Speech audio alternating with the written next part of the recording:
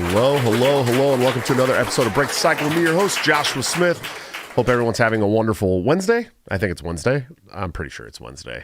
I know I am back to work for the first time after 13 days, so I'm tired. I'm exhausted, man. Absolutely. You think you're going to get a really good vacation when you're off for 12 days, and then you take 7 kids to Disney World, and life does not get any easier.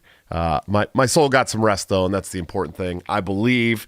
Let's check out some sponsors. Of course, we have toplobster.com, the man, the myth, the legend, my good friend and partner on Break the Cycle, where you can get this great Epstein Didn't Kill Himself hoodie that you see me wearing tonight by using BTC at checkout for a 10% discount, or you can join the Patreon, subscribe star, or become a member of this here YouTube channel under all of my videos, where you can get into a private Discord server that can get you all of Top Lobster's new gear up to 2 weeks before it comes out at like a 30% discount. Really good stuff.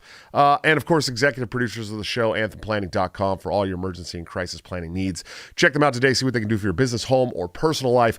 They are doing a wonderful job that the government sucks at, much cheaper and much more efficiently. Seriously, if you own a business when the show's over, go check them out. They're great. Amazing. Tomorrow night, Amy Lepore, the owner of Anthem Planning, will be on the show. She is the rightful vice chair of the Libertarian Party of Delaware. So we'll be talking about the hullabaloo over there, including with Bill Hines, the elected chairman of that party. So that should be interesting. You guys will definitely want to check that out. Great show for you guys tonight. I have gone back and forth on Twitter with this gentleman several times over all kinds of a myriad of different things. And he kind of called me out and said that, if I had him on or had a talk with him in person, that he'd make me look stupid. But aside from that, I do appreciate his voice on many issues. And, I think that after listening to him on Not a Podcast and talking to several friends, he could be very based. So we're going to hash some things out, see if we can't get to the bottom of it. But he is the Black Mutualist, sir. How are you doing tonight?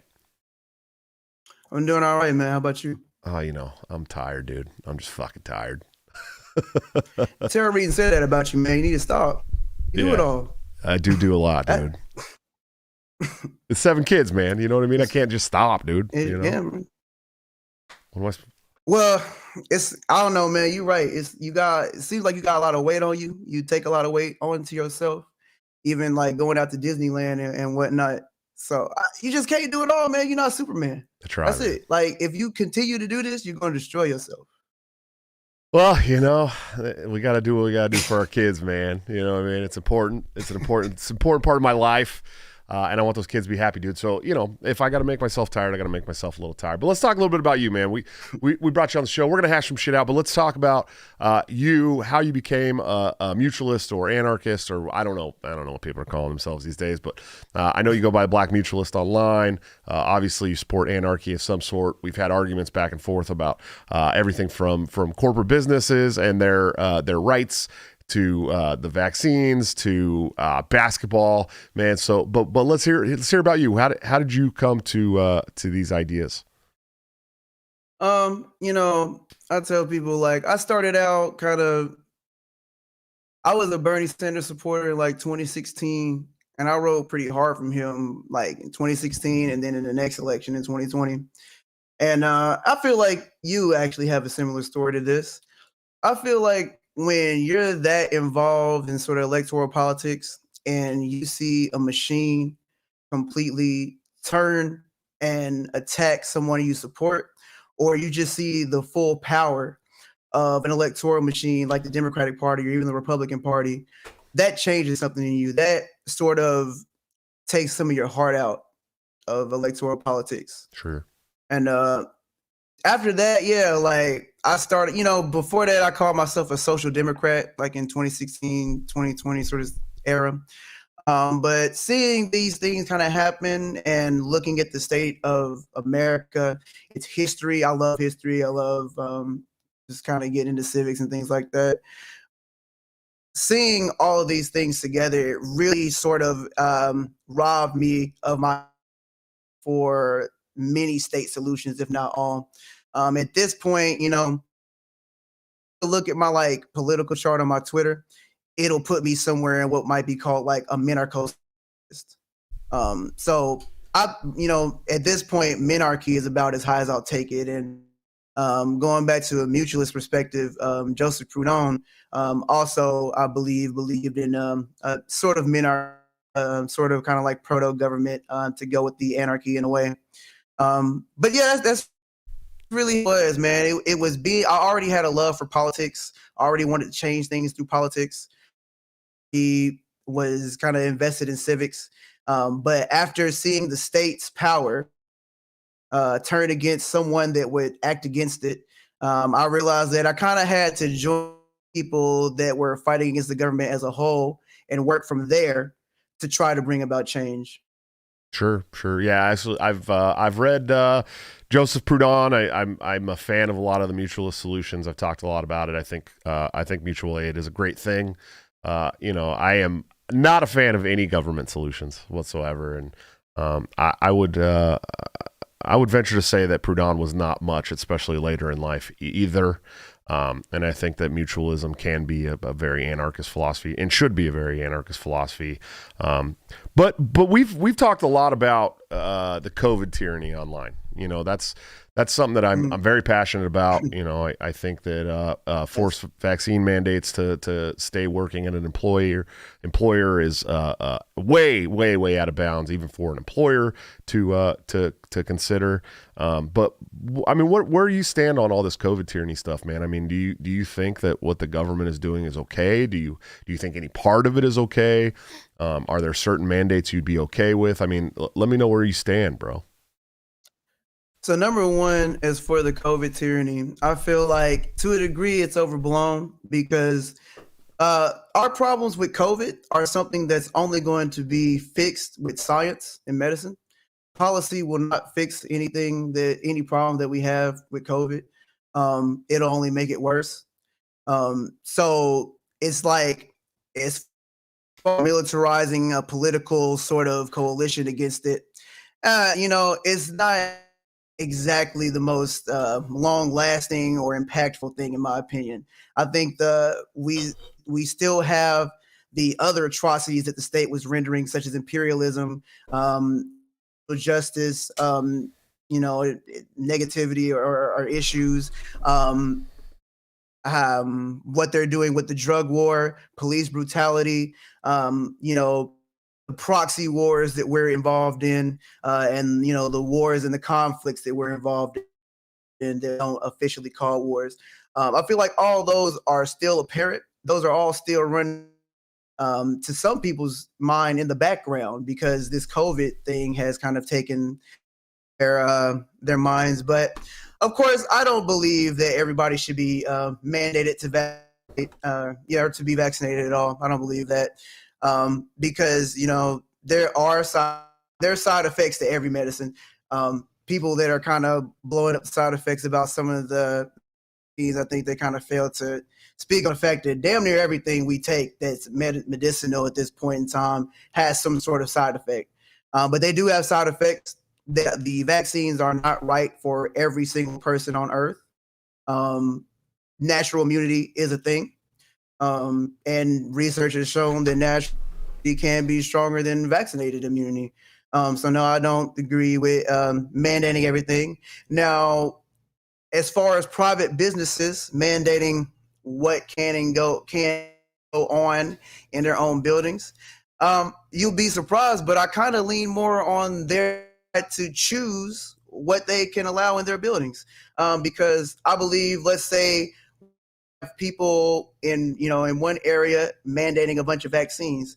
Well, at that point, it can decide whether to continue being employed at that place. They can decide whether they will continue to buy products from that place. They can make any number of decisions, but the key is letting the decide. And if you and this is coming from a mutualist, that is it super hot on all the private property norms that you see your white libertarian espouse. For me, like, if you have the building and the business and the money, and you want to say that you can only work for your company under certain circumstances, then that to me, because the free market should and can react to that. Okay, but see, so here's, I guess this is where my problems with you come into play. You say you're a mutualist. You are an anti-capitalist, correct? And we're going to get more into that because the way that you describe capitalism is maybe different than the way that I describe capitalism, and so I think that you call it crony capitalism. Right, yeah, we've had this conversation on Twitter where we've actually argued about it, but I want to get more into that in a minute. But you know, as a mutualist, you're supposed to be all about workers' rights, right? Workers being able to organize against their bosses. I mean, this is a legit part of mutualism, right? I mean, it's kind of the leftist part of it is that it's like all about the workers and what the workers can do. One of them. Yeah. So, I mean, do you not have a problem with with bosses coming out and saying, "Hey, you can't work for us anymore if you don't make these medical decisions that we're telling you to make"? I mean, doesn't that seem I have a gigantic problem with it. I hate right to work. I am explicitly pro-union, damn near. I hate the fact that your employer can fire you for damn near any reason. If you look at my Twitter, you'll see that I've posted in support of the, I think, Southwestern Pilots Union and the NBA Players Union, because those were situations where the workers were able to organize and repel mandates from the employer.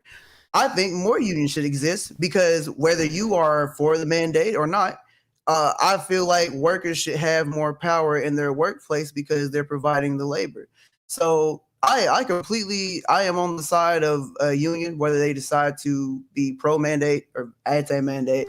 I want the workers to unite and organize. Well, so like in Australia, where the workers are organizing against the unions because the unions aren't protecting them against the mandates. I mean, how do you feel about that? That's the free market acting. So if we're thinking about this, think about this from the perspective of perhaps, another employer-based problem like low pay. If your employer is giving you pay that you're not happy with, the answer that you give that person is to either negotiate with your boss or leave the job. That's the free market. In this case, if the employer has this power, they own the building, they own the products, all that, and they make that decision, then you can either negotiate with them, you can organize with form your own union, organize with another union, or you can leave. But that's the way the free market has been set up for us to deal with employers. So I just want to see how far your support of this kind of I don't know how to because I think our argument at first stemmed from the business's right to discriminate against people over the vax passports. Right. And then that's now become a federal decree. It's not a mandate. It's not a mandate yet. Businesses are starting to they believe that it's a mandate, but it's not. It's really just a decree that came from the podium that has no teeth whatsoever for now. Until OSHA starts trying to enforce it. But how far are you willing to support businesses in their autonomy? Are you willing to support them if they don't want to let certain races in, certain? I want to know. Are you implying that businesses in America are not currently racist? Oh, sure, absolutely. Are not currently discriminatory? Oh, absolutely, absolutely. But if they are. A lot of times, they end up in court or they have some kind of issue with the government because the government does have anti-discrimination laws, right? Josh, I'll let you in on a secret. The government hasn't been the best tool at protecting Black people and their rights and people that have been discriminatory. So we agree across the board there, buddy. 100%. Trust me, I know. I grew up in a Black neighborhood. There was like 2 white families where I grew up. I've seen it in action. The government does not care about the Black community whatsoever. Not very good. In fact, the government is a lot of the reason why Black people are in the state they're in today. Sure. So. Or along with other minorities. So, I'm not looking for the government to save me anymore, and I haven't for a while. And I think many Black people haven't been looking for the government to save them for a while. Sure, and I appreciate that. I think the more the Black community realizes that certainly not the Democrats and definitely not the Republicans are their friends. I think that it'll get better and better in those communities for sure. But I want to So let's delve into capitalism because you're talking a lot about the free market. In my talks, my mentor was Larry Sharp from New York. during my political aspirations, me and him hung out a lot. We talked a lot. He had me kind of work on some phrasing when I was, messaging. And one of the big things was I learned speaking with the left using the term free market automatically will shut down any conversation with the left. You'll never get any further than that. So we started, coming up with other things. And one of the things I talked a lot about was consumer-driven market, because that's really what, when we say free market, that's what we mean. It's a consumer-driven market. Even the left empathizes with consumers because they are a consumer. We're all consumers. But it's not really a free market in this country, is it? And we know that. And I call it crony capitalism. And you've gotten a little. I think you got upset with me saying crony capitalism, or we had some. I don't remember the full scale of the argument, but to me it is because we have the big pharma lobby, we have the big airline lobby, we have the military industrial complex lobby. We have these people who lobby the government for favors. There's a reason why they really like the Democrats, because the Democrats are in the business of helping out their homies, right? And the Republicans are too. I'm not saying they're not. It's just right. The Democrats are way more open about it. It's more of a secret in the Republican Party. But how can you say that businesses that do this kind of stuff, especially corporations, especially people like I see what you're saying. United Airlines and American Airlines and these big pharma companies that can take an orphan drug and drive up the prices and get a 10-year patent on it. Do you think that this is really a free market, or do you think this is crony capitalism? Do you think that our government is in bed with corporations, which in my opinion is even more than crony capitalism? It's fascism. It is the merger of state and corporate power, right? That's what Mussolini, who coined the term, said. It's the merger of state and corporate power. We're nationalizing industry. We're getting them to do our bidding for us, right? We're telling them you cannot operate in this country without following these decrees from the podium.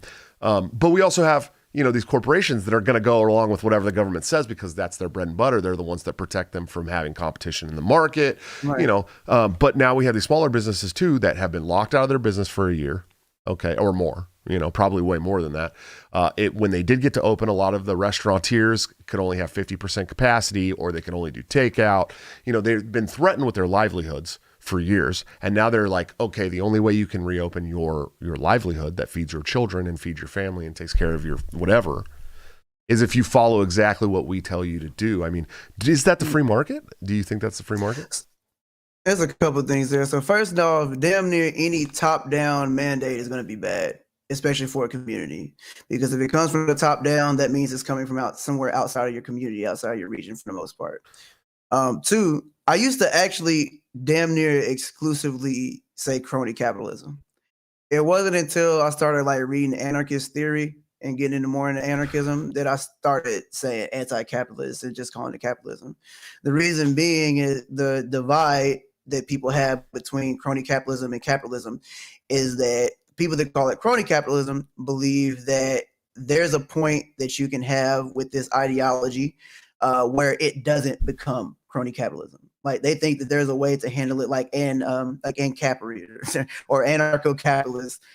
They believe that there's a point where you can have this sort of setup without a government and probably without corporatism as well, because corporations need a government to exist in a way. That you can have everything still be cool, right? And the people on the other side that would just call it capitalism and say they're anti-capitalist, they believe that what they're talking about, the constant or the allowance of the private ownership of land and resources to almost unlimited degree will lead back to crony capitalism. Hence the need for socialism to sort of provide the barriers for that. The third thing is that, to me, we are all compromised by the state the moment we are born. When we are born into the United States, we are compromised by the state. By that, I mean, we play by the state's rules. They have already pre-enforced many of their laws and their mandates, many, if not all of which we did not agree to. So if you intend to continue surviving in this world, the state has compromised us with their power and their resources and everything else they've done to force us to act in their favor. And that's also why you see such an issue with getting a libertarian coalition or anti-government coalition to work, because the people in the state, the people that make these decisions, they're not dumb. They've been working. People have been working at manipulating the citizens, the populace, brainwashing people, doing secret operations, things like that. They've been doing this for centuries, if not, I say centuries. You could probably, reasonably find it for decades, nonetheless. But because we're all compromised by the state, we're all making various decisions that wouldn't be made in a free market. Oh, sure. Well, so let's get back to this capitalism thing, because you bring up capitalism and you say that, capitalists think that capitalism can exist without the state, but that's not true. Anarcho-capitalists believe that capitalism can survive without the state. And look, dude, I use the term anarcho-capitalist. Obviously, I'm a Murray Rothbard guy. I've really hopped on some Hoppe lately, but I love David Friedman. I love a lot of these people that have really tailored the anarcho-capitalist philosophy. That's my bread and butter. That's where I've been for a long time. But I've read everything under the sun, including Proudhon and Bakunin and Kropotkin and Marx and Engels. And I've read this all, right? But so you talk a little bit about capitalism and how it's not. It can't survive without a state. I disagree. I think that in anarchy, free and fair trade is what capitalism is going to be. And as John Howe in the chat, thanks for the $5 super chat, he said corporations are government entities. The only free market is the black market. I agree with that. I believe that the only free market is the black market, right? And so when I think capitalism, that's what I think of. That's what I think capitalism is the black market. I mean, in this country, it's the only place, in my opinion, that laissez-faire capitalism exists. But then on the other hand, you bring up why we need socialism, right? Which I think 100% cannot exist without a government whatsoever. I think that at some point, when you have this you get down far enough down the representative democracy rabbit hole, or the direct democracy, or whatever it is that, everybody's always talking about different kinds of democracies. But once you get there, you're going to eventually build a government. I mean, that's what's going to happen, in my opinion. That's one of the reasons why I'm such an anti-socialist, because I am at heart an anarchist, and I do at heart believe that I want to see an entire abolished government. But I know that that's probably likely not to happen in my life. But the more we can move the Overton window, the better. Like Michael Malice being on Glenn Beck today. That's a huge Overton window shift. That's huge. I mean, really big time, because he is an anarchist and he's on Glenn Beck on the Blaze talking about how we need to roll back the state. You know what I mean? But do you really believe that capitalism? Because if you believe capitalism cannot exist without a state, I have to say that I disagree with you, and that we are probably using different definitions of capitalism. So what does it mean to you, man? So I wasn't saying that capitalism can't exist without a state. Oh, okay. Because anarcho-capitalists are attempting to use capitalism without a state. That's kind of in the name, right?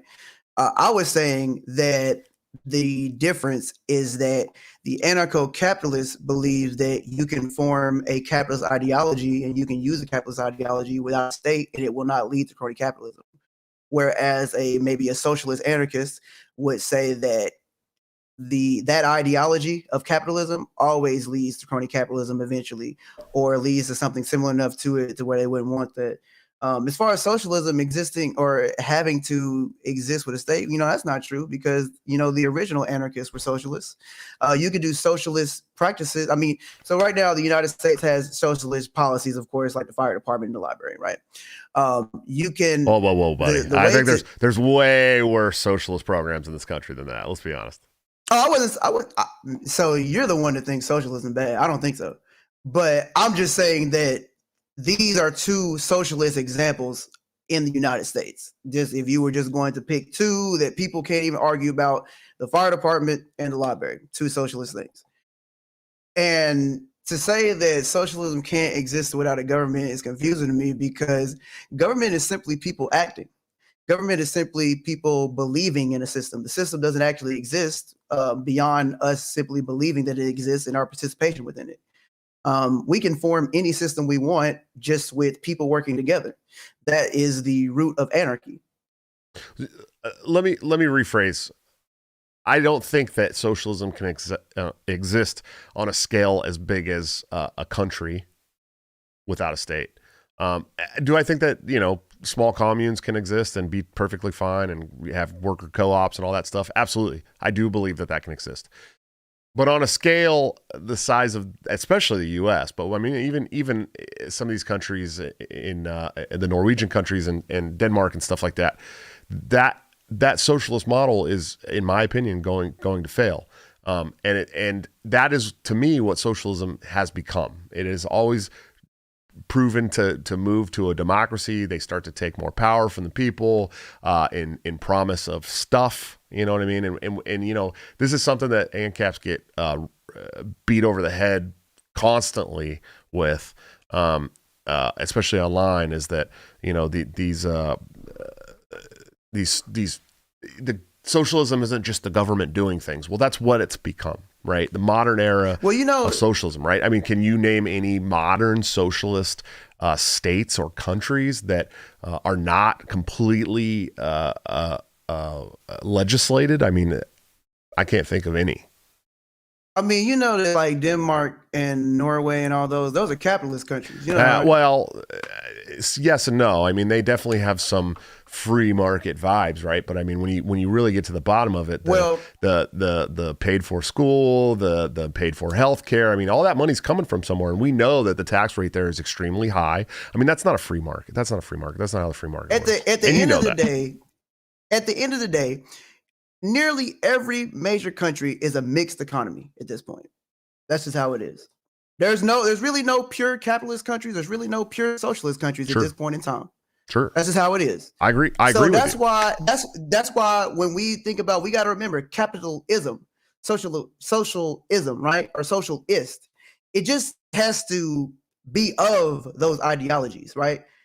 Just like you were just trying to make the argument that despite Denmark and what have you having capitalist policies, that the socialist policies that they have, which are there, just like they're here in the United States, outweigh those. But the reality is they're a mixed economy. They're not socialist nor capitalist. Not fully, not purely. Sure. And nowhere is, right?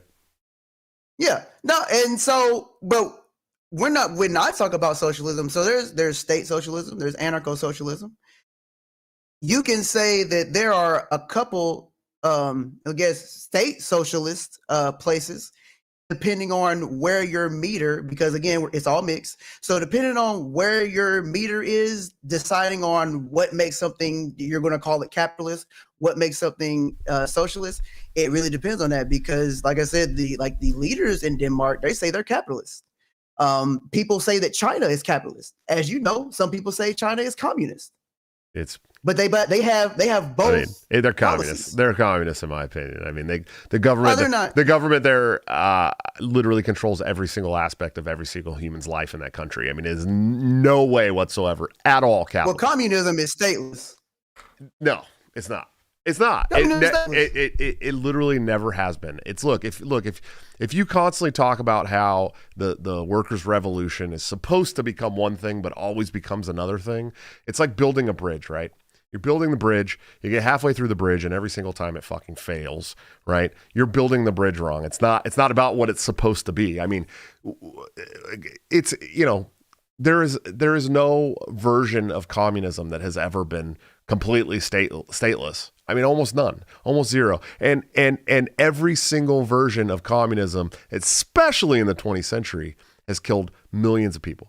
Millions of people. It has become a completely centralized fucking mess because all the power is given to the people, but really through the people who started the revolution, right? So I mean, you can't really tell me that Marxism especially is stateless, because it's just not ever been the case. Let's go back to your example about the bridge, right? I give you my schematics for a bridge, right?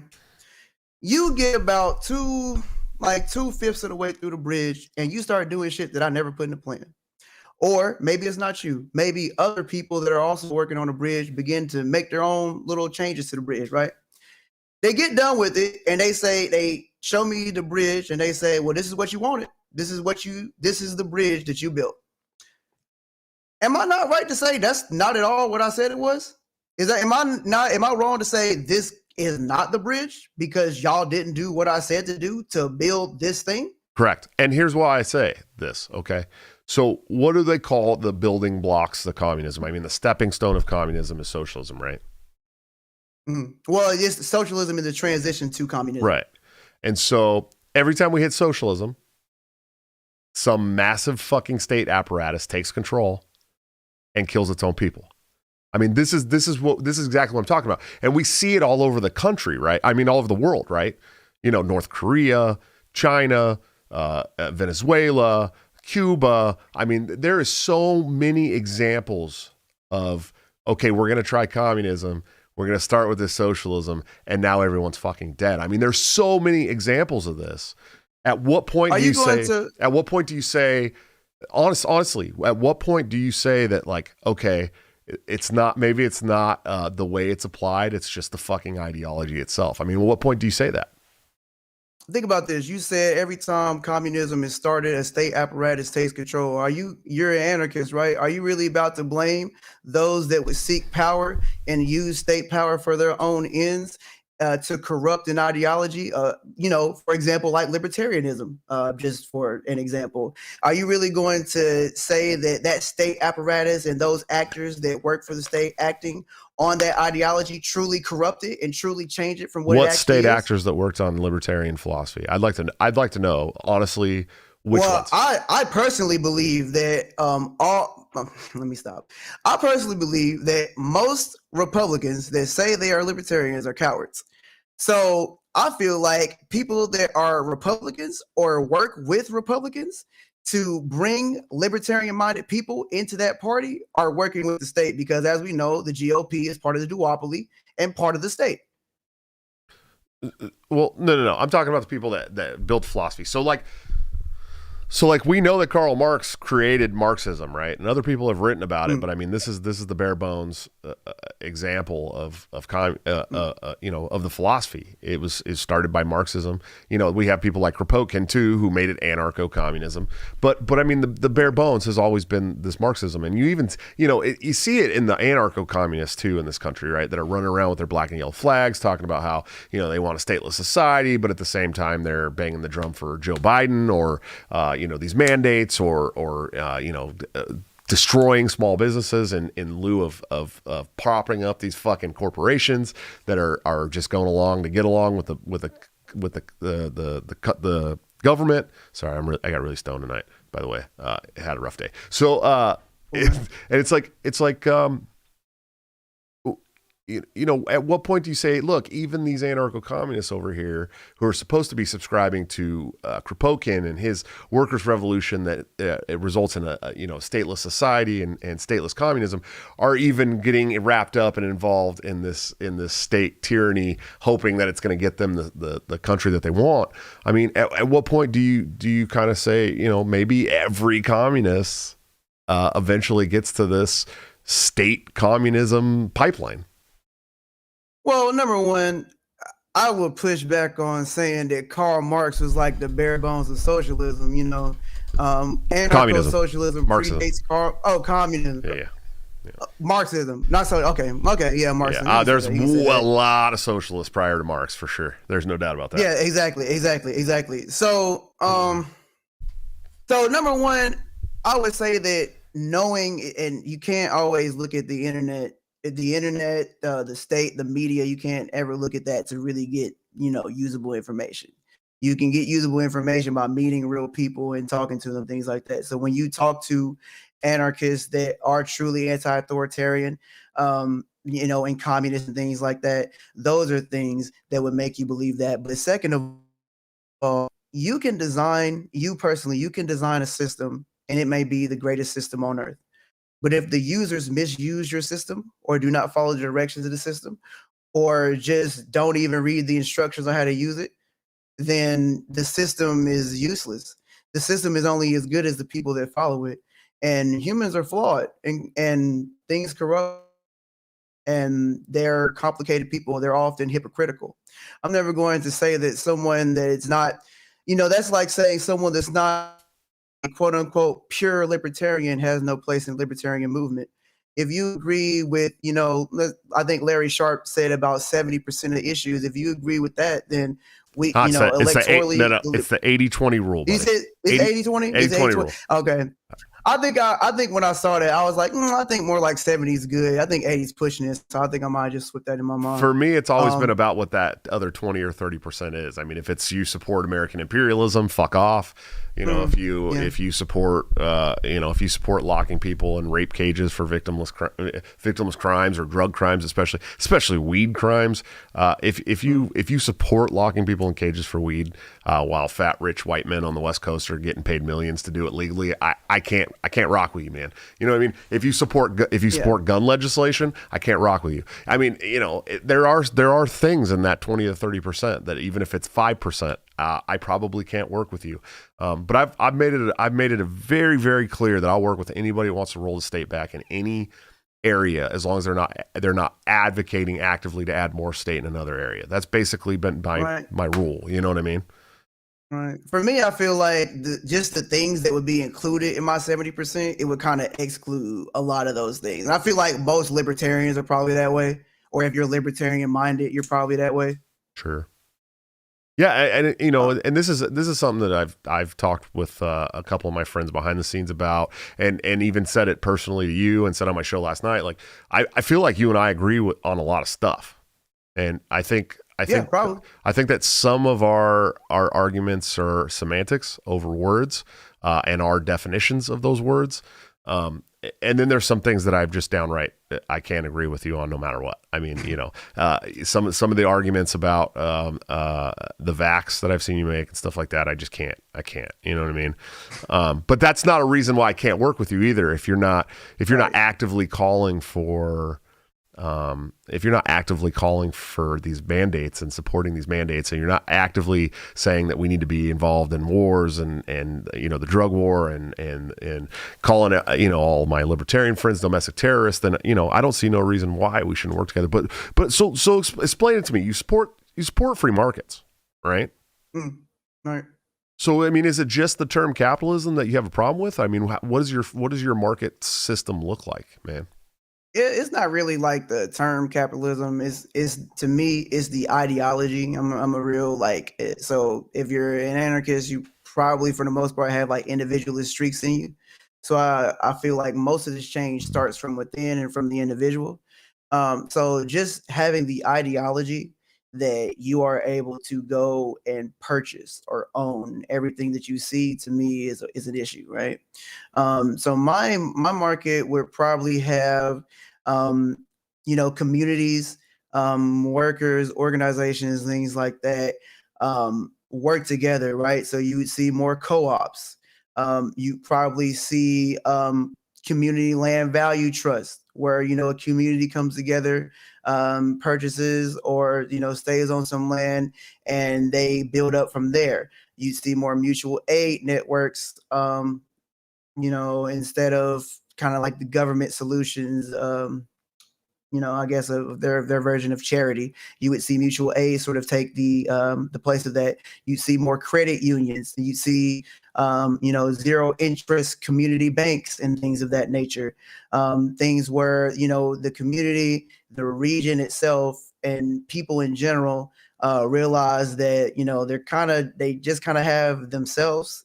And they have to work with each other in order to get things, because I think the government being around puts a handicap on a lot of people. It makes people use it as a crutch in a lot of ways, and they call upon the government.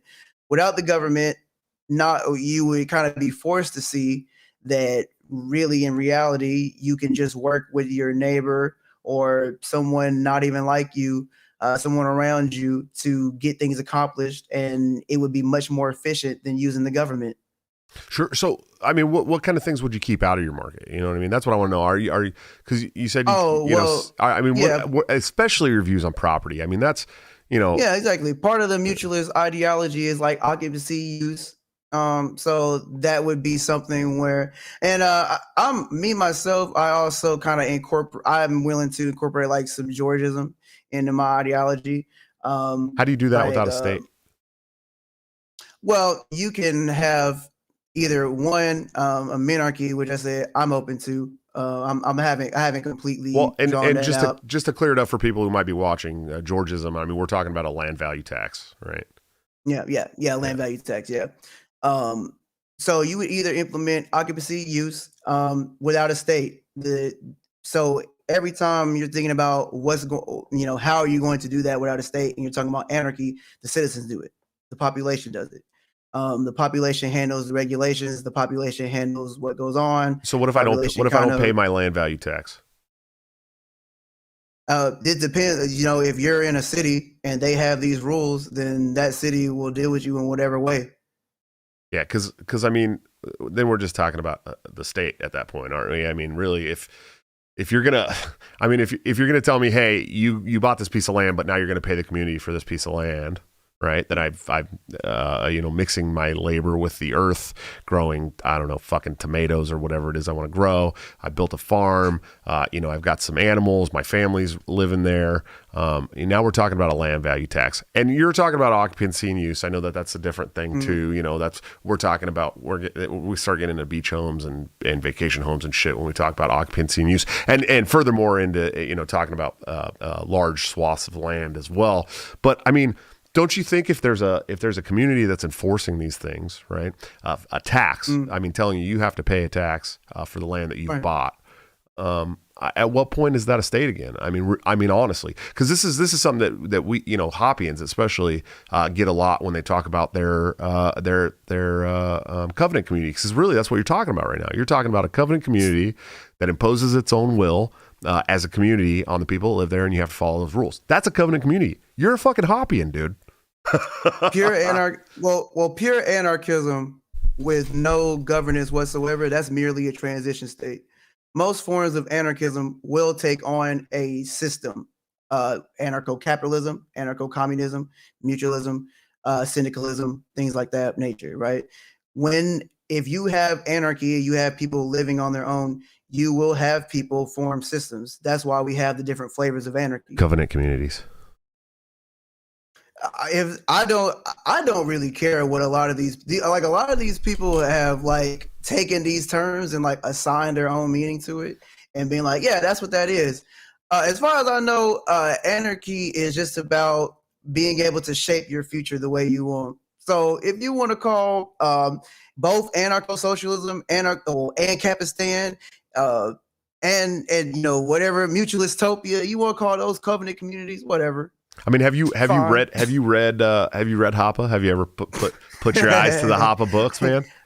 When I was at Revolution, I actually picked up a book that he did on like social democracy as a joke. Oh, sure. I didn't read it. I just like, yo, he probably has like some of the wildest fucking views. Because I used to be a social democrat, so sure. I feel like he just probably has like the wildest fucking views on it. I haven't read it though. I've seen some of the stuff he does. I would honestly love to see what happens if you read Democracy, the God That Fell. I would seriously like to know your thoughts on that book. I really would. Doesn't he isn't Hoppe like one of them people that's like private borders? Not open borders. Sure, yeah, for your communities, right? Your covenant communities, which is what you're talking about. I mean, look at if he talks about it for the nation, does he not? Well, yeah, he gets into it a little bit different, but I'm talking about. I'm not but he's also advocating. He's also advocating for completely removing the state. I mean, if you really get into the heart of Hoppe, I mean, he's an anarcho-capitalist, but he's just got some different, interesting ways about how to get to a society like that, including, if you start an anarcho-capitalist community, you're going to have to remove people that are undesirable for your community, and so if that was something that I was dealing with in my Georgist community, where it was like, hey, this dude's not paying the fucking land value tax, he's got his music up all night, he's bothering everybody, you know what I mean? Like, at what point can we remove that person from the community? Do people think like police won't exist in anarchy? Well, no. And I'm not one of those people. I understand that will. Well, look. I'm not saying. I think that in a national divorce, which I am an advocate for, I think we should break this country up. It is it is very clear that we cannot coexist anymore. Those coexist stickers never worked. You know what I'm saying? But so here, in that situation, I 100% think that we're going to have multiple different kinds of societies, right? I think we're going to have panarchy all over the place. I think that's what it's going to be. I think there's going to be a mutualist society. I think there's going to be a socialist society. I think there'll be some seasteading and people that live out in the woods by themselves and stay the fuck away from everybody. I think that's what would happen in the federalism. Yeah, I mean, not even. I mean, I'm just talking about straight panarchy, dude. Okay, there's gonna be some communities that vote and start their own fucking democracy in their little community. You as a mutualist, you're living in a mutualist, community. It's got 1,500 people in it. You guys all work together. You trade with each other. You're farming together. Because this is what it's going to take when you get rid of the state. And this happens, I mean, you're going to have to do a lot more for yourself. I don't think a lot of people understand that. I think a lot of anarchists would be fucking dead in the water if we actually got to anarchy. I really do. I believe that. I think that those anarchists will end up getting into communities that are going to make them have things again. But I mean, are you going to trade? Are you going to trade with the capitalist society that, is 8 miles away? I mean, and then consider yourself still a mutualist? I mean, how does that work for you, man? Well, first of all, I feel like in order to get to anarchy with the least amount of damage and death, we have to transition to minarchy first, which is why I haven't thrown minarchy out. And I also think that in lieu of a national divorce, minarchy could work. It would probably look a little bit like that. It would probably look a little bit like a federalism or what you're suggesting as a national divorce. But I mean, I'm like a mutualist, believe in the free market. So if a capitalist wants to trade and I want something, then why would I not trade with him? I just don't agree with his ideology. And I don't want to live, I guess, where a bunch of other people with that ideology might live and rule. Sure. I get it, man. Magoo, thanks for the $5 super chat. He said, what do you think a union-led economy would look like, and how would it be any different than cronyism? Anarcho-syndicalism. Yeah. It's probably like a syndicate. It would be like syndicalism is like worker organizations dictating like labor regulations, pay, things of that nature. And he wants to know how it would be different from what? From capitalist society. Let me see. Sorry. Different than cronyism. Oh yeah. I mean, so if you have competing unions, that's good, right? That means that there's competition. You can have, and obviously, if you have unions, there's probably still going to be private workers as well. That creates more competition. That makes it so that neither side gets too powerful. The only reason that the United States is the way it is now is because of things like rights of work and other labor laws and misinformation campaigns about unions and things of that nature. Most of the other countries that are like above us and like most like happiness or like education or like science, like they're pretty union laden. I want to be clear though. All of those countries destroy us, absolutely destroy us in antidepressant meds. In case you're wondering, they destroy us. Destroy us per capita for people that are on antidepressants. Yeah, it's fucking. If you look it up, it's horrendous how many people are on antidepressants in those countries. Well, maybe more people in America need to be on it. Our mental health system and our like medical system is kind of shit, especially compared to other countries. Hey man, every mass shooter in this country for like the last decade has been on a ton of them, man. So yeah, let's get everybody on them. It's a great fucking idea. Maybe not antidepressants, but our mental health could use the word. We're in no position to talk about another country's mental health resources. And I'm just saying, don't you think in a country that is said to be highest in quality of living, that's actually has like a large portion of their country is on antidepressants? Don't you think that in this country where people are actually happy without antidepressants on a much larger scale? Do you think people are happy here? I think there's a lot of people happier not in the last 18 months, but prior to the last 18 months, I think we have a lot more happy people than we get credit for, man. And I think we have a lot lot of really good things to be happy about. And I think, one of those things for me is the fact that you can move state to state and kind of get away from some of this tyranny if you need to, and there's reasons to be happy here. We're one of the countries that pulled tons of people out of poverty, and I'm not saying that the policies that got us there were great or but I mean, if you look around the world, I mean, we're doing pretty good compared to a lot of people as far as, people that can, go to school, make money. There's large portions of this world that nobody goes to school, nobody can make money, nobody can eat. The problem is the cost. The problem is what we've taken, what the state has taken and what they've done to achieve this level of life that we have here. That's the issue. Sure. Yeah. Let's get some more of these. The imperialism. Well, yeah. And don't get me wrong, dude. Look, you and I probably, oh, sorry. I don't know why I did this. You and I likely, really, really agree on American imperialism. Like really, really, really fucking strongly agree. I think, I can't think of a war. Definitely not in my lifetime has there been a war that was worth a shit that came out of the U.S. I think we're on a conquering mission. We just call it for safety, and so we probably agree there. And but we're talking about America here, and there hasn't been any American imperialism in America. There was British imperialism in America. What do you call what they did to black people? Sure. Oh, yeah, sure. I guess if you want to talk, I mean, if you want to talk about that, and the government did facilitate all of that. Yes. Right. Yes, the government is the United States of America. Yeah, and we're just the people that live here. I guess you could call that imperialism too. I never really equate that with imperialism. It's not really. It's not like we were conquering another country, right? You know what I mean? Trying to bring democracy to another country. So it's, Well, imperialism can be stealing resources, taking resources for your own. It can be destabilizing another country. It can be destabilizing a region.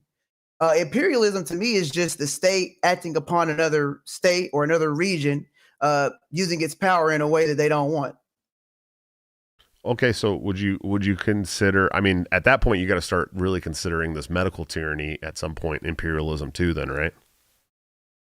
What do you mean by medical tyranny? Huh?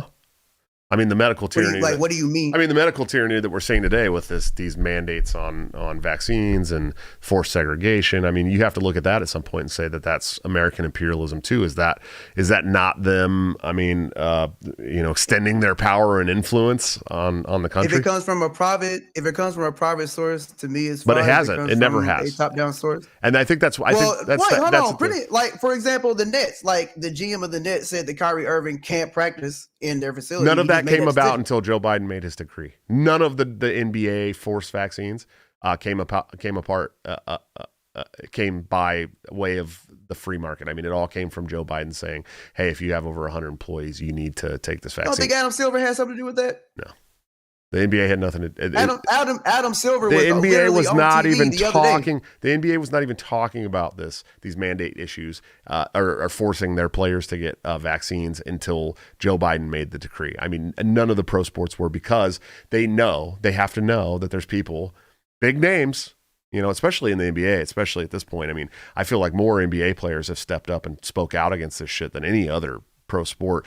Several in football. I think Kirk Cousins had done something really great there, and Cole Beasley, obviously. But in the NBA, we're seeing a lot Adam Silver was just doing an interview talking about how he wanted vaccine mandates, but the NBA Players Union stopped it. Right. Now, the NBA Players Union votes before the season starts. But wait. But I just want to say, what I'm saying is, they did the bubble, they were talking about vaccine mandates. Okay, maybe they were talking about it, but there was no way without a decree from the government that they were ever going to force it on their players, because they have to know that there's going to be people that they're going to lose. I mean, big names, big draws that help keep people attached to the NBA. And at the end of the day, it's all about the fucking profit, right? For these teams, for the National Basketball Association. I mean, it's all about. And we're back to talking about fucking basketball. Listen, I had Andrew Bogan on last night. I shouldn't be talking NBA. I saw that. I watched it. Yeah. But so there's no way they're going to want to enforce something that's going to make some of their star players, i.e. fucking Kyrie Irving, who's one of the biggest names in basketball, okay? They know they're going to lose that draw. They don't want to enforce that, but once they have the government helping them to mandate it, then they know they can get away with it. And a lot of players are just gonna say, did you know Kyrie Irving was vehemently against playing in the bubble last year and they still pushed it through? Well, they didn't push it through. Here's the thing. You're saying they won't force it on the players? No, they won't force it because the NBA has a players union. They can't force anything on the players. They have to go through the union. But sure, Kyrie they can. With the government's help, they can. Oh, absolutely. With the government's help, they can. I don't think the government would mess with the. I mean, they can, yeah, but I mean, they did. They did. They told NBA. every single business entity that if they had over 100 employees, they have to mandate vaccines for their employees. Now, the OSHA is not enforcing this yet, but it is an order by our fucking commander in chief. Now, that's for federal employees, though, right? No, that's what I said. The NBA. No. It was initially for federal employees, and then they put it out for all employers in the country with over 100 employees. Everyone. So now at this point, you got 112 employees. You're firing you're firing 13 people. I almost did really bad math there. Or you're mandating that all of your employees get vaccines. People are walking out all over the place. Nurses, doctors, lawyers. I mean, we're talking. Look, a friend of mine owns his own sales business, but he sells J&J products. Okay, they told him he couldn't own his own business anymore unless he got the vaccine. Dog, like this is legit. This is really happening all across the country. It's no longer J&J told him that. J&J told him that he can no longer sell their product. They can do that though, right? It's his fucking business. Are you kidding me? Are you saying you're not going to sell to a guy because he doesn't take the vaccine? Their products. Okay, I'm not saying it's a good decision. I'm saying they got the right to make the decision. They couldn't have done that. They could not have done that. They could not have pulled that off without the president and this administration saying, "Hey, this is going to be the mandate." They couldn't have pulled that off, and they never tried. They never tried until that decree came down from the podium, dude. You know what I mean? It's funny you say that because weren't states mandating this? No. The state government before Joe Biden? No, some states talked about it. California talked about it. I know New York definitely talked about it, but no, they weren't. And localities too, not just the whole states. Localities were definitely doing it. I know that for sure. Because in Atlanta, before Joe Biden was elected president, there were talks of lockdowns and mandates and things. Lockdowns for sure, but the lockdowns were state mandated. I mean, there was a federal guidance to states to lock down to control the spread of COVID-19, but it was never a federal mandate to lock down. It was always a state mandate, and it was state by state. In my state, we were locked down for like a week and a half, and it wasn't ever even a lockdown. It was just like, well, if you don't have to go to work, please don't go to work. But California locked down emergency, 24 hours, and I left 5 minutes prior to that lockdown being enforced. That was a state thing. This vax mandate came directly from the president, of the federal government of the United States, and said all employees will be checked up on by OSHA. OSHA is going to enforce this now. Fucking OSHA is going to enforce this.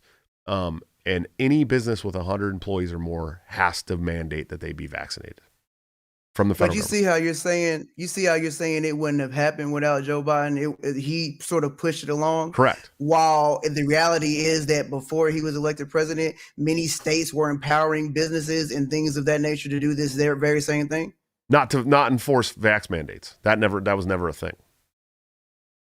Well, do we have a vax mandate currently? Yes, all employers with 100 employees or more must mandate that their employees be vaccinated. That affects, but it's not enforced. That affects 200 million people in the U.S. That's 2/3 of the people in the U.S. it affects. Is this a law, by the way? No, not. I mean, yes and no. It's an executive order, and it's a mandate. So you can ignore it. And OSHA is going to enforce it. So you can't enforce. He can't even do that. You can't even make executive orders like that. You can't even do that. Okay. It's like he's not really empowering anybody, right? He's saying it. So that's like saying Donald Trump. Did you see what the fine is going to be for the businesses that don't enforce it? I mean, we're talking $7,000 a day for businesses that don't enforce it. I mean, but how many other fines do these businesses go through from not following state mandates? None. Besides that, none for seven. I mean, can you imagine you're a small, family-owned business that happens to have 104 employees, and you tell them no, and you're getting fined $7,000 a day? Do you think a business can exist losing $7,000 a day? Even a business with 100 employees? A business may or may not be able to exist with that money, right? But the key is that, one, this came from the state, not necessarily Joe Biden, especially because it's an executive order that's not really being enforced. But two, like, those same restaurants face many other state mandates that they have to go, or regional or locality mandates that they have to adhere to, or else they'll get fined. Case in point, one of my favorite vegan, it's like a vegan food truck circle in Atlanta, is facing fines from the Atlanta city government because they need to adhere to new food standards that they've enforced. This is without Joe Biden. This is just them acting. Right. Well, and I'm not saying that no businesses ever would have done this. But the amount of businesses that are now going to be forced to do it is way more than the amount of businesses that would have done it without being forced to do it. Way more. I mean, it's not even a comparable number, because we know that profit motive is very important to businesses. You know, they don't want to cut out. You know, look, I know I'm a little bit of a conspiracy theorist, but I think we're being lied to when we're being told that only like 70 million people in this country haven't been vaccinated. I'm more than sure that number is much, much higher. And businesses don't want to lose that business. They know that it's going to be hard on their business to lose a third of their business. Let's say a third. Okay. That's not how businesses work in this country. And we've seen it in states like Florida. Okay. I just went to Florida. I was just there for 8 days, went to Disney World. The only business in the whole state that is requiring indoor masks is Disney World. The only one. Everywhere else we went, nobody gave a shit. Universal Studios recommended it, didn't care if you did it or not. We didn't wear a mask the entire day at Universal Studios. It was great. But every other business we went to, everywhere we went to eat at Hard Rock Cafe, everywhere we went to, they didn't care about masks. But as soon as you walked into Disney World, anytime you were inside of a building, you had to wear a mask. So we see it on that scale in Florida. Like, these businesses aren't going to enforce that shit if they don't have to, because they don't want to lose business. You know what I mean? Disney can get away with it. They're a fucking multi-billion-dollar international conglomerate. I mean, it's insane, right? They can get away with it. They know they can get away with it, so they're gonna do it for their little virtue. It's not helping nobody. Look. We had to reserve our park days, and it was record lines. They're not saving anybody. I mean, if we're gonna get COVID, we're gonna get COVID there. I disagree with top-down mandates. Number one, sure. Oh yeah, and that's a good thing. Yeah. So if it came from the state, I don't really agree with it. But two, that's fine. If people, so you got to understand. Number one, I didn't really agree with most of the COVID restrictions anyway, because the restrictions that most people propose for COVID wouldn't actually stop COVID.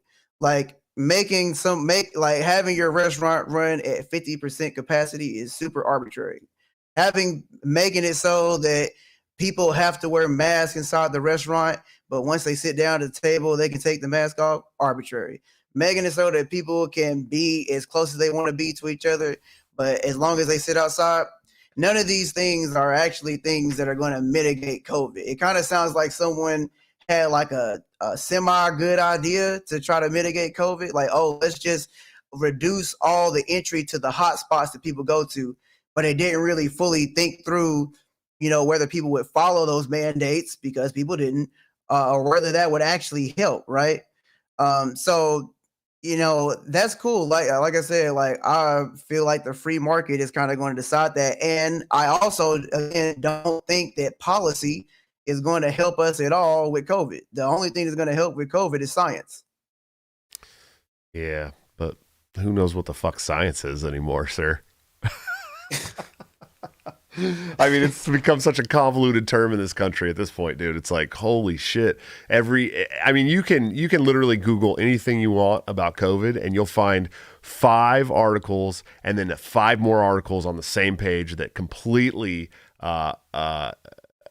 go in direct disregard to whatever the first 5 articles you read were. So you know where they fucking up at? Real researchers don't use Google to do their research, especially on medical issues. Listen. 95% of us aren't real researchers, but we expect to try and, people are going to research things. They're going to try to ask questions. They're going to try to figure things out. Nobody wants to be dealing with the shit that's going on in this country right now. So they want to know, are they safe? Are they not safe? Is the vax safe? Is it not safe? And on one page, you can find 10 different articles that all disagree with each other on what's going on. And they all got studies linked to them. So it's like, what the fuck even is the science anymore at this point? It's that shows you why you can't just be, if you're trying to do research on something like this, you're like, man, I really want to research the vaccine to find out what's in it and if it's right for me. You can't use Google. That you cannot do real research with just Google. Man, listen, because what you said. Listen. People that are laymen or even people that know what the fuck they're talking about that aren't, educated or any of this thing, they look to studies. That's what they do. They look to studies to get the information they need to make informed decisions. You can't just tell them, you're not a researcher, so you're fucking dumb. I mean, people need to understand what they're doing and why they're doing it. And a lot of people want that information. So, they have to research. And usually that research is researching into studies that people have done, and if you can't find studies that find some kind of common consensus, which is what we're looking for, because there is no fucking common consensus, dude, on any of this shit. Right? Yeah, for sure. And so that's what we're looking for.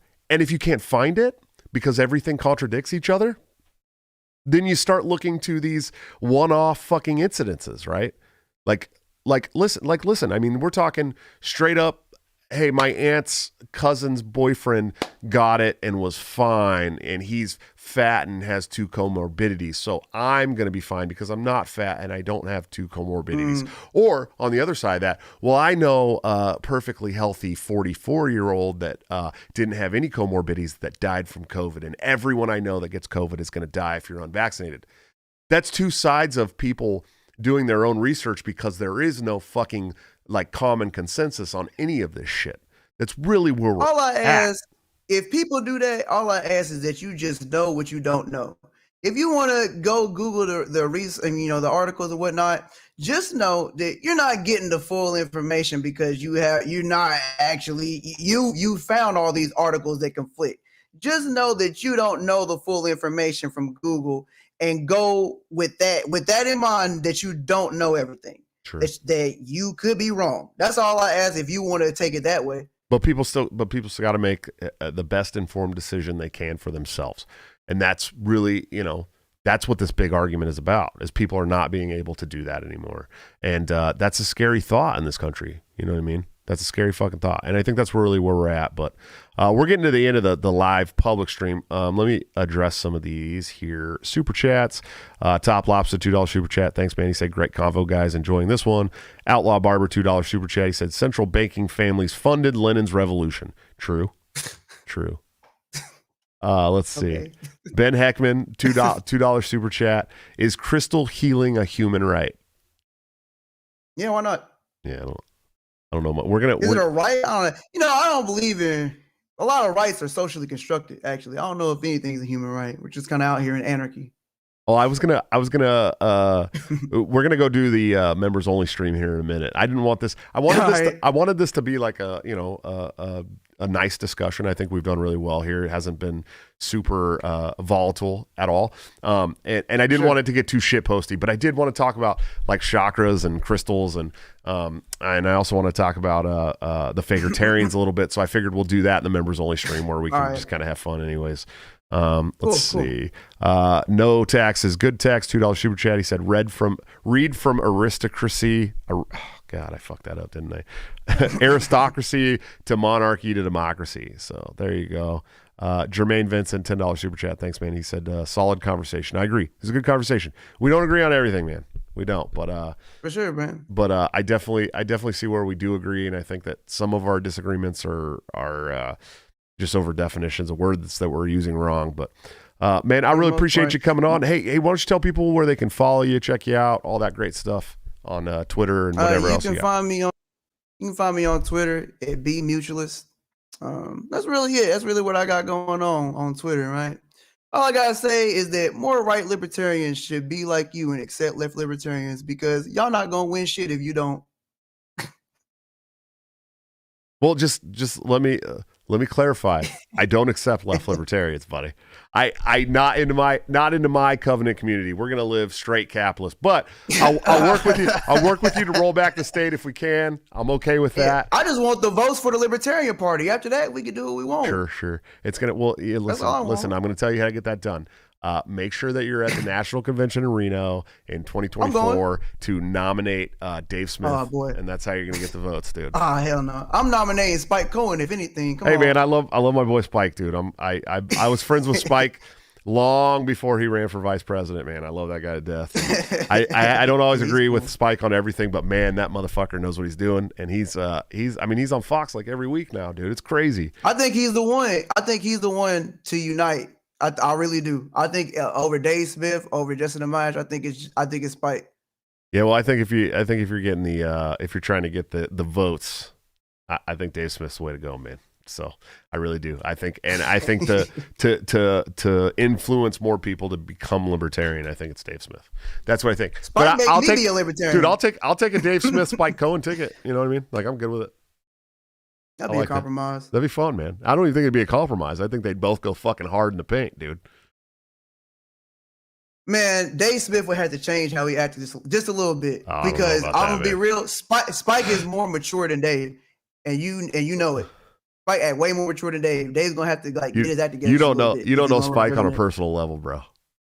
I'm talking to Spike. We're talking about the guy who took his fucking shirt off. We're talking about a guy who took his fucking shirt off to do an interview as vice presidential candidate in this country. So I'm just saying, dude. I don't know what you mean by I think the way Spike carries himself is way different. The Spike carries himself way different than Dave. The guy was promising free cheesy bread if he won the vice presidential nomination, dude. I'm telling you, come on bro. Now. I'm telling you. And do you want me to list off what David said? I think Dave makes really rational points and goes on TV and like changes fucking commentators' minds and shit, dude. You know what I mean? I think Spike does too. I don't want to argue about Spike versus Dave. I love them both. No, yeah. They're both my good friends. I think they're both really great at what they do, and I'm good with a Spike Smith ticket or a Smith Spike ticket. I don't care. I'm good with that. I like it. As long as you know they about to run against each other at some point. I know it's coming, dude. I know it's coming. It's gonna be an interesting, fun time. But I think it'll be a lot more respectful than what we saw in 2020 in the Libertarian Party. So that's all I really give a shit about at this point. You know what I mean? Right. But hey, man, thank you so much for coming on, dude. Like, seriously, I appreciate it. I think this was a really productive and rational conversation. And I don't think that people expected that. I'm sure people expected me to treat you like John Hudak, but I fucking hate John Hudak and the Fakertarians. I don't hate you like that, bro. You know what I mean? Like, I don't hate you like that at all. Like, I literally cannot have a rational conversation with somebody that I have that much disdain for. Like, I just can't. You know what I mean? That's why y'all used to be friends, man. We used to be friends, dude. And then he started calling me a Nazi sympathizer and trying to get me removed. Trying to get me removed from my position on the LNC. And he, like I'm saying, I know you're in that Facebook group, bro.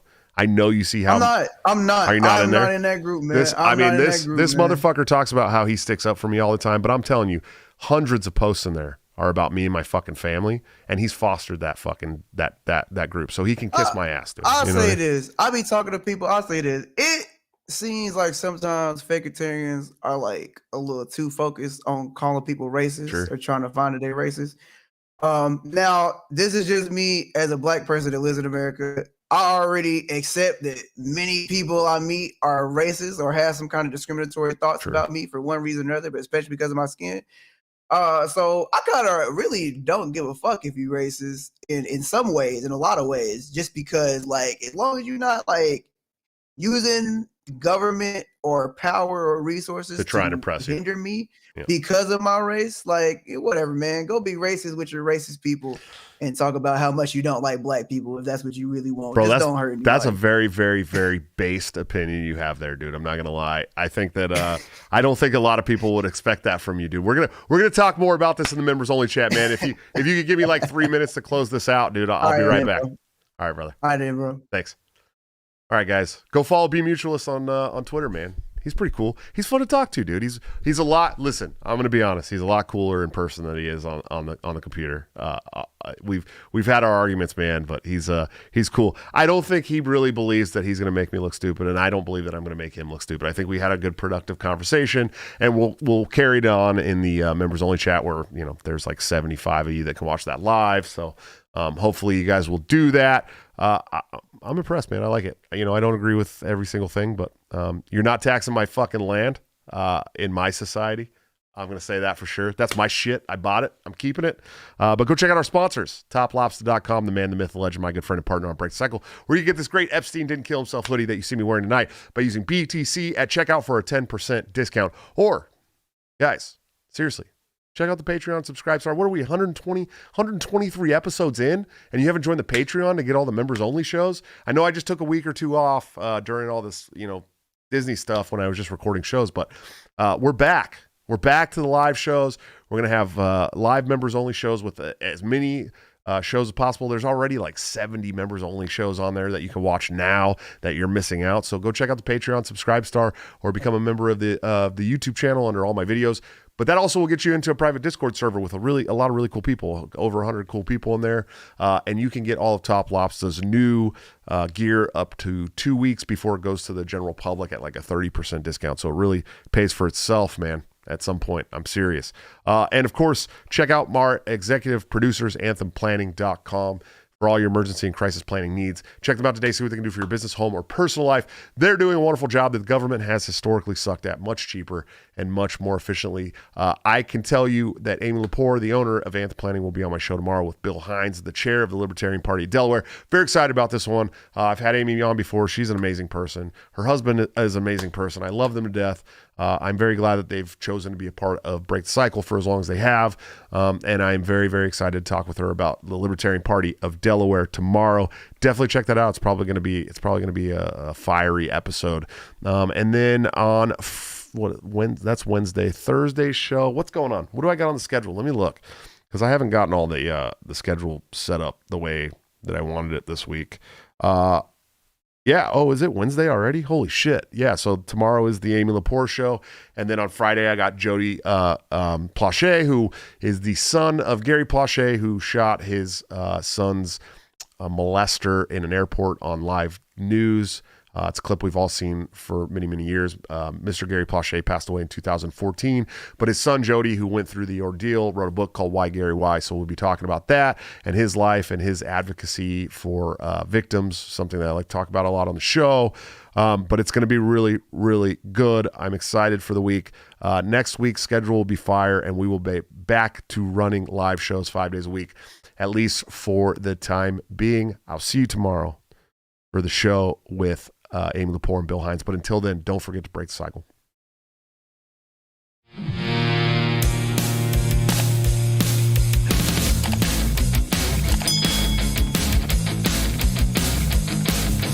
Due to legal reasons, I just have to explain. The lyrics of my last song may seem to contain a violent call to action in the verse and refrain, but I just meant it in Minecraft. The helicopter part was in reference to GTA 5 and the things you do. So any violence you commit, I am not an excuse, because I just meant it in Minecraft. A chipper is my friend and he's constantly cold. Accusations of incitement getting totally old. Make your own choices, yeah, you have control, because I just meant it in Minecraft. Obviously I would never advocate force unless there's due process and a trial, of course. And if you're convicted, we will make you a corpse in Minecraft, just in Minecraft. You're nothing I mean, you know it. No product bidders, cause it closed to COVID.